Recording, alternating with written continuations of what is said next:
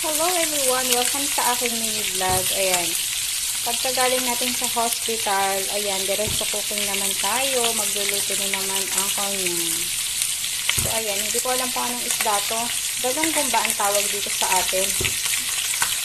Sabay ganun ina. Galunggong ba yan? Ganyan natin. Galunggong ba ang tawag doon sa isda na to? Galunggong ba ang tawag daan? So, ayan.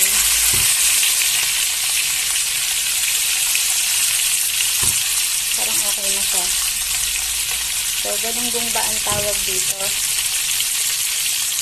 Or ano? Ano nga lang siya? Matinik! Parang matinik siya. Ganyan natin itong isa. So, ayan lang ang ating fried fish for today's video. And, ayan.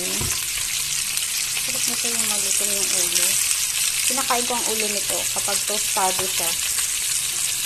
So, ayan. Para ano.